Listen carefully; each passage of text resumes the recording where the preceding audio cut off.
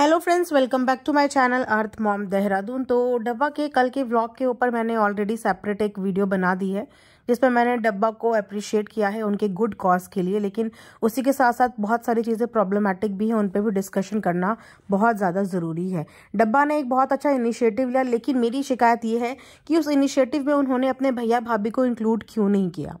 उनके भैया भाभी केपेबल इनफ है, उनके पास प्लेटफॉर्म है, उनके पास ऑडियंस बेस है और प्लस वो बहुत अच्छे इन्फ्लुएंसर हैं जिन्हें देखने वाली काफ़ी मिलियन की जनता है।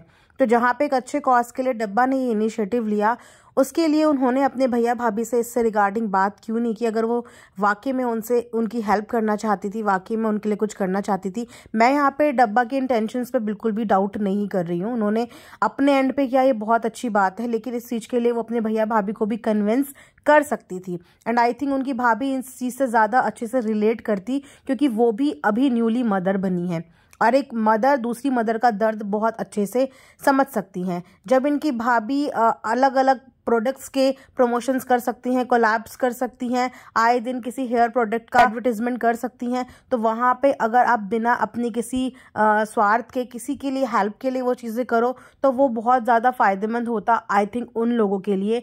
जहाँ तक डब्बा की पहुँच थी, जहाँ तक डब्बा के फ़ैन फॉलोवर्स थे, उन्होंने वो इनिशिएटिव लिया, लेकिन हर चीज़ घर से पहले शुरू करनी चाहिए। जैसे कि डब्बा ने इस बारे में बताया कि ये कोई आज ही यहाँ पे नहीं आई है, इस चीज़ से रिगार्डिंग इनकी बात पहले भी चल रही थी। सोशल मीडिया पे ही इन्होंने देखा कि ये जो वीडियो है ये काफ़ी ज़्यादा इन्फ्लुएंसर्स यूज़ कर रहे हैं और वायरल हो रही है। तो अगर एक इन्फ्लुएंसर को देख के दूसरा इन्फ्लुएंसर हेल्प करने के लिए आगे आया है, तो आपके घर में एक नहीं तीन तीन इन्फ्लुएंसर हो, आपको देख के बाकी के 2 लोग आगे क्यों नहीं आए। चलो आपने डिले इसीलिए किया क्योंकि आप यहाँ पे जाना चाहती थी, मिलना चाहती थी पर्सनली, देखना चाहती थी पर्सनली, लेकिन आपकी भैया भाभी तो नहीं पर्सनली मिलने जा सकते, तो वो सिर्फ बोल सकते थे। कम से कम बोल तो सकते ही थे जिस तरीके से आप बोलती हो। डब्बा ने हमेशा वैसे इस बारे में इनकी तारीफ करेंगे कि वो हमेशा ऐसे गुड कॉज के लिए ना आगे आ जाती हैं, चाहे वो किसी को खाना खिलाने वाली बात हो, चाहे वो किसी को कंबल बांटने वाली बात हो, मतलब वो फिर भी कर देती है। लेकिन इनके भैया भाभी हेल्प के नाम पे कभी किसी की हेल्प नहीं करते, जो कि करनी चाहिए। आपके पास एक इतना अच्छा प्लेटफॉर्म है, आप अपने लिए जब उस प्लेटफॉर्म का इतने अच्छे से यूज कर सकते हो, तो आप किसी मासूम के लिए भी उस प्लेटफॉर्म का यूज कर सकते हो। अब वही नहीं, काफी ज्यादा जितने भी इन्फ्लुएंसर्स हैं, आई थिंक उनको भी इस प्लेटफॉर्म का अच्छे से यूज करना चाहिए, क्योंकि आप लोगों को व्यू देने वाली ये पब्लिक ही है और आप जितना पब्लिक का दिल जीत पाओ, उससे बढ़कर आप लोगों के लिए इस प्लेटफॉर्म पे कोई प्रॉफिटेबल काम है ही नहीं। क्योंकि ये जो प्लेटफॉर्म है ये दिल जीतने वाला ही प्लेटफॉर्म है। यहाँ पे आप लोगों के दिल जीत के ही आगे ग्रो कर सकते हो और इससे अच्छा मौका या इससे अच्छा कंटेंट किसी के लिए हो ही नहीं सकता अगर वो किसी की हेल्प के लिए इनिशिएटिव ले। उसके बाद डब्बा यहाँ पे एक बच्ची की मजबूरी देख के, उनके पेरेंट्स की दशा देख के डब्बा को बहुत सिंपैथी आई और उन्हें बुरा लगा, उन्होंने यहाँ पे हेल्प की। लेकिन वहीं पे अगर बात करें डब्बा के खुद के गांव के लोगों की, तो मुझे ऐसा लगता है कि इनके गांव में जहाँ ये जाती है वहाँ भी लोगों को बहुत ज़्यादा हेल्प की ज़रूरत है। वो लोग मुझे खुद हेल्पलेस लगते हैं। मुझे लगता है कि आप बाहर वालों की हेल्प करते हो, दैट्स वेरी गुड, लेकिन आप अपने लोगों की भी हेल्प करना शुरू करो। देखो, कोलैब में आए हुए कपड़े या कपड़े खरीदने से किसी का भी ना कुछ भी पूरा नहीं होता, क्योंकि कपड़े सबके पास होते हैं पहनने के लिए। उनके पास जो बेसिक चीज़ें नहीं है ना, आप उन बेसिक चीज़ों में उनकी मदद कर सकते हो। एक गरीब इंसान को ज़्यादा कपड़ों का शौक नहीं होता, उसे रोज़ चेंज करने का शौक नहीं होता। उसके पास अगर 4 कपड़े भी हैं ना, तो वो उन 4 कपड़ों में भी अपना पूरा हफ्ता धुल धुल के निकाल लेता है। लेकिन उनको बेसिक चीज़ों की जो रिक्वायरमेंट है, आप वो अगर वो रिक्वायरमेंट अपने रिलेटिव्स की भी पूरी करोगे, तो आई थिंक उसको कहेंगे कि आप किसी की हेल्प कर रहे हो। अब आप अगर इनके गाँव में देख लो, तो इनकी अम्मा का घर देख लो, आपको लगता नहीं कि इनकी अम्मा के घर को वाकई में रेनोवेशन की जरूरत है? जहाँ पे ये लोग अपना अच्छा खासा रेनोवेशन तोड़ के, इतना खर्चा करके दोबारा से रेनोवेट करवाते हैं, वहाँ पे इतनी ठंड के मौसम में इनकी अम्मा किस तरीके से वहाँ पे रह रही होगी, कभी इस बात का आइडिया लगाया है? तो वहाँ पे जो बेसिक हेल्प की ज़रूरत है ना, आई थिंक वो हेल्प पहले करनी चाहिए। अब इनके घर में जो सहर आती है, जब वो मौधा आती है, वो बच्ची इनके आने से पहले ही वहाँ पे अवेलेबल रहती है। अब आप उस बच्ची के कपड़े देखो, कभी दिलवा दिए उसे एक कपड़ा, कभी दिलवा दिए उसे फैंसी कपड़े, लेकिन जो फैंसी कपड़े होते हैं ना, आप उन्हें किसी ओकेजन में ही पहन पाते हो। आप उस ओकेजन का इंतज़ार करते हो कि कभी कोई ओकेजन होगा तब हम वो फैंसी कपड़े पहनेंगे, लेकिन वो ओकेजन मिलता नहीं है और वो कपड़े ऐसे के ऐसे रह जाते हैं। तो मुझे ऐसा लगता है कि डेली वियर में पहनने के लिए दिलाने चाहिए बच्चों को कपड़े, कि वो डेली वियर में उन कपड़ों को पहन पाएँ। उसके अलावा वो बच्ची बहुत अच्छा कंट्रीब्यूशन देती है, जब भी इनके मौदा के व्लॉग आते हैं उस बच्ची का बहुत अच्छा कंट्रीब्यूशन होता है और बहुत ज़्यादा पब्लिक उसे पसंद भी करती है, उनके लिए इतने अच्छे अच्छे कमेंट्स भी आते हैं। उसके बाद बात करते हैं इनकी अम्मा की तबीयत की।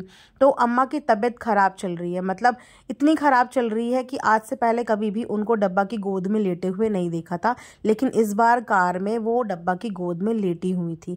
दैट मीन्स कि कहीं ना कहीं उनकी हेल्थ में इश्यूज़ चल रही हैं और वहाँ पे डब्बा ने अभी बोला भी है कि अभी वो कुछ दिन के लिए व्लॉग नहीं बनाएगी। फेयर इनफ, ये डिसीजन भी बहुत अच्छा लगा, तारीफ करने वाला है कि हाँ आपने अपने कंटेंट से ऊपर, अपनी व्लॉगिंग से ऊपर अपनी फैमिली को रखा। लेकिन वहीं पे कुछ चीज़ें ना आपको अपनी भाभी से सीखनी चाहिए कि जब आपके पापा के हेल्थ इश्यूज़ हुए तो उस समय पे आपके भैया भाभी ने आप लोगों की फैमिली को कैसे संभाला। आपने खुद स्टेज में जाके शो के बीच में अपने भैया को प्रेज़ किया है, उनकी तारीफ़ की है। तो उनसे आपको भी अपनी फैमिली को चलाना सीखना पड़ेगा।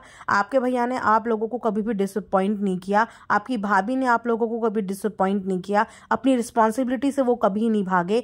आप बता रहे थे 2001 या 2010 में आपके पापा को जो स्ट्रोक आया था, उसके बाद से आपके भाई भाभी ने पूरा परिवार संभाला। अब आपके साथ भी यही स्थिति है कि आपके जो हस्बैंड है वो अपनी पेरेंट्स के इकलौते बेटे हैं, तो आपके ऊपर भी एज अ बहू उनकी हेल्थ की पूरी जिम्मेदारी है। अब आप ये जिम्मेदारी कैसे निभाओगे ये आपको खुद निकालना है इस बात का सोल्यूशन। अब चाहे आप ये अपने पेरेंट्स से या फैमिली से बात करके निकालो, लेकिन देखो सोल्यूशन तो निकालना पड़ेगा, क्योंकि इस एज में उन्हें अकेला छोड़ना एक तरीके का रिस्क ही है। आप भले ही इस भाग दौड़ की ज़िंदगी में कितना अपना फ्यूचर सेट करने के लिए कमा लो, 1 से 2, 2 से 3 लग्जरी जोड़ लो, प्लॉट्स जोड़ लो, इन्वेस्टमेंट कर लो, एसेट जोड़ लो, लेकिन माँ बाप से बढ़कर एसेट कोई भी नहीं है। और जिस तरीके से आपको अपने पेरेंट्स की केयर है, उनसे मोहब्बत है, आपके भाई भाभी को आपके पापा मम्मी से मोहब्बत है, वैसे कहीं ना कहीं फ़नी को भी अपने पेरेंट्स से मोहब्बत होगी। तो आई थिंक आप लोगों को म्यूचुअल अंडरस्टैंडिंग के साथ कुछ ऐसा डिसीजन निकालना चाहिए, कुछ ऐसा सोल्यूशन निकालना चाहिए जिसमें आपके इन लॉज भी अकेले ना पड़ें, आप लोगों का साथ उनके साथ रहे। आपने देखा होगा कि आपके भाई कभी भी आपके पापा को अकेला नहीं छोड़ते, वो मेक श्योर होते हैं कि अगर वो कभी सिटी से बाहर भी जा रहे हो तो उनकी एब्सेंस में आपके पापा को दिखाने के लिए एकदम तुरंत हॉस्पिटल की कोई सिचुएशन आ जाए तो वहाँ पे होने के लिए उनके पास लोग मौजूद हों। वो हमेशा इस चीज़ को मेक श्योर करते हैं। आपकी भाभी बढ़ चढ़ के आपके पापा की हेल्थ में पूरा कंट्रीब्यूशन देती हैं। हर एक मेडिकल सिचुएशन के लिए, हर एक इमरजेंसी सिचुएशन के लिए वो लोग पहले से ही बैकअप प्लान करके रखते हैं। क्या आप लोगों का कोई ऐसा बैकअप है कि पीछे से अगर आपके इन लॉज की कभी तबीयत बिगड़ जाए तो वो किसको बुलाएंगे, कौन जाएगा, गाँव में कहाँ हॉस्पिटल में जाएंगे। मतलब आप ये सोचो कि आप लोग यहाँ आए तब आप लोग उनको हॉस्पिटल लेके गए, डॉक्टर के पास लेके गए। तो थोड़ा सा मुझे लगता है इस चीज़ को आपको सिस्टमैटिक करना पड़ेगा और यही लोगों की शिकायतें भी हैं और आई थिंक यहीं से थोड़ा बहुत डिस्कनेक्ट लोगों का हो रहा है। और अगर आप ये चीज़ें करोगे ना, यकीन मानो लोग आपको इतना पसंद करेंगे और बहुत मोहब्बत करेंगे, क्योंकि पेरेंट्स जब व्लॉग में आते हैं ना तो वो देखने वाली 2 टाइप की ऑडियंस हो जाती है। एक हो जाती है हमारे पेरेंट्स की एज ग्रुप की ऑडियंस, एक हो जाती है हमारी एज ग्रुप की ऑडियंस। तो आपने अपनी एज ग्रुप की ऑडियंस को तो अच्छा खासा अपनी तरफ अट्रैक्ट किया है, अब बारी है आपको अपने पेरेंट्स की एज ग्रुप के लोगों को अट्रैक्ट करने की एज अ बहू। तो वो आपके लिए एक बहुत अच्छा मौका है अपने यूट्यूब को भी ग्रो करने का और अपनी ऑडियंस भी कमाने का। सो ये जस्ट मेरा एक रिएक्शन था जो मैं सोचती हूँ, मैंने सोचा ये मैं अपना बात जो है कन्वे कर दूँ। हो सकता है कि ये बात कन्वे करने से कहीं ना कहीं आप तक ये बात पहुँचे और आप इस चीज़ को अंडरस्टैंड करो। So all the best for your future. और मैं बस इसी के साथ ये वीडियो एंड करती हूँ। Thanks for watching earth mom Dehradun.